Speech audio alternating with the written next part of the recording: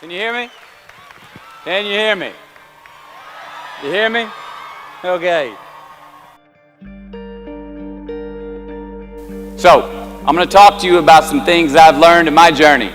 Most from experience, some of them I heard in passing, many of them I'm still practicing, but all of them I do believe are true. Now, they may be truths to me, but don't think that that makes them mine, because you cannot own a truth. So please think of these as signposts, approaches, paradigms that give some science to satisfaction.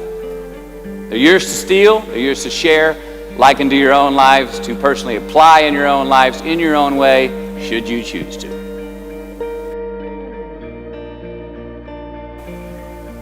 Number one, and this should come up on the Jumbotron. Life's not easy. Is it up there? Life is not easy. It is not. Don't try to make it that way. Life's not fair. It never was. It isn't now, and it won't ever be. Do not fall into the trap, the entitlement trap, of feeling like you're a victim. You are not. Get over it and get on with it. And yes, most things are more rewarding when you break a sweat to get them. Fact. Number two, I love this one. Unbelievable is the stupidest word in the dictionary. Should never come out of our mouths. Think about it. To say, oh wow, what an unbelievable play. It was an unbelievable book, an unbelievable film, an unbelievable act of courage. Really? It may be spectacular, it may be phenomenal, most excellent or outstanding, but unbelievable? Give others and yourself more credit. It just happened. You witnessed it. You just did it. Believe it. Nothing that we Homo sapien earthlings do is unbelievable. And if there's one thing you can depend on people being, it's people.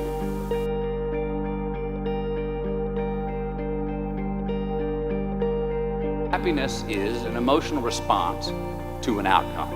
If I win, I will be happy. If I don't, I won't. It's an if-then, cause and effect, quid pro quo standard that we cannot sustain because we immediately raise it every time we attain it. You see, happiness demands a certain outcome. It is result reliant. And I say if happiness is what you're after, then you're going to be let down frequently and you're going to be unhappy much of your time. Joy, though. Joy is a different thing. It's something else. Joy is not a choice. It's not a response to some result. It's a constant. Joy is the feeling that we have from doing what we are fashioned to do, no matter the outcome.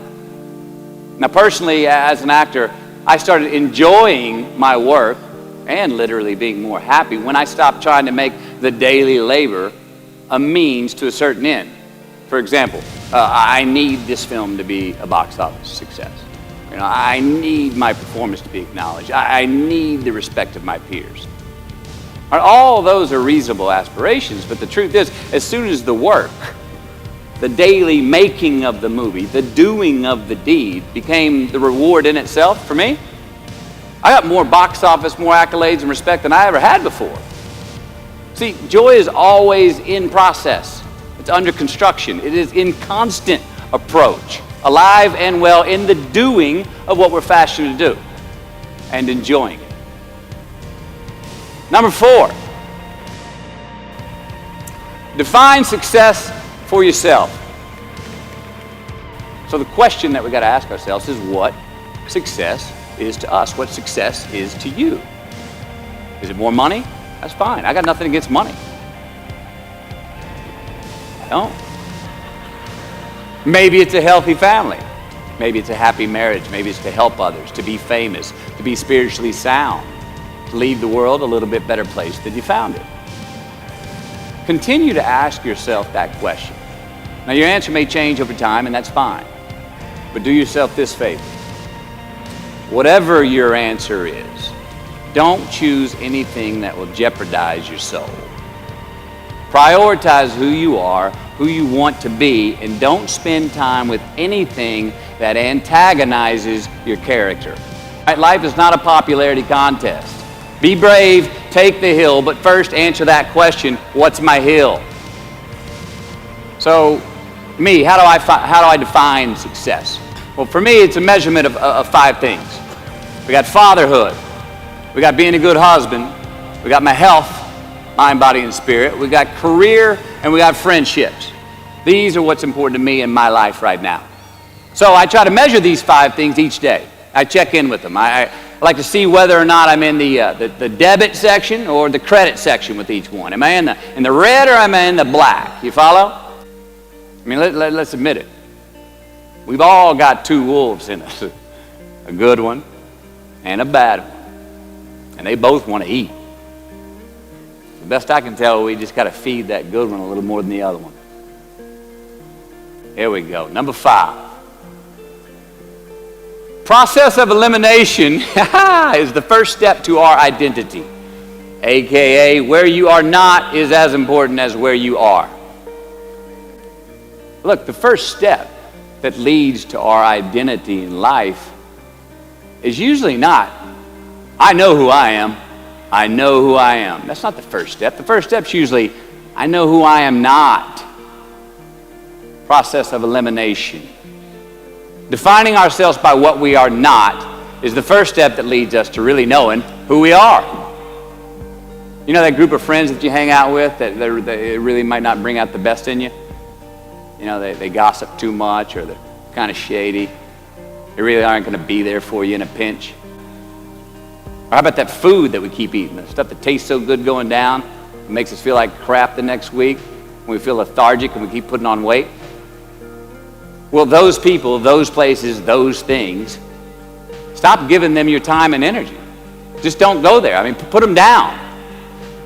And when you do this, when you do put them down, when you quit going there, and you quit giving them your time, you inadvertently find yourself spending more time and in more places that are healthy for you, that bring you more joy. Why? Because you just eliminated the who's, the where's, the what's, and the when's that were keeping you from your identity. Number 6. Don't leave crumbs. And the beauty of delayed gratification. So what are crumbs? Well, the crumbs I'm talking about are the choices that we make that make us have to look over our shoulder in the future.